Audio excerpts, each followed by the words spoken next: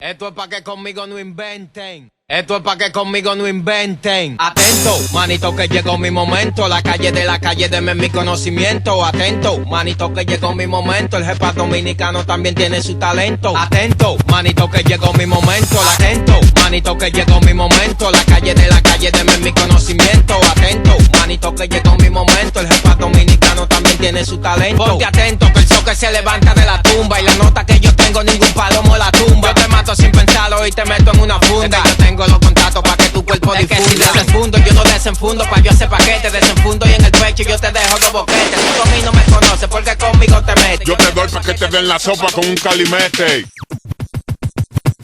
Atento, manito que llegó mi momento. Atento, manito que llegó mi momento. La calle deme mi conocimiento. Atento, manito que llegó mi momento. El jefa dominicano también tiene su talento. Incompetente, dale mente, yo no vivo para la gente. Mato sin antecedentes y no tengo un expediente. Lo hago sencillamente, no me importa que comenten. Yo estoy puesto pa' buscarme lo mío como un demente. Así que acéptalo, manito, tú no vas a poder llegarme. Tú no vas a poder conmigo y mucho menos sofocarme. Como diablo te lo digo, yo estoy puesto pa' buscarme. Y como no pueden conmigo, se ponen a difamarme.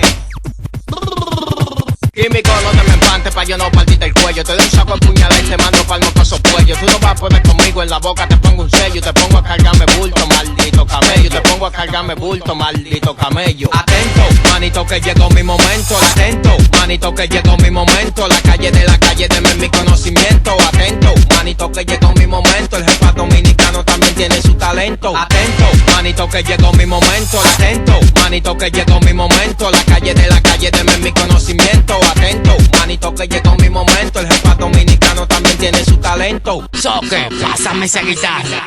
¿Qué está ahí? Yeah.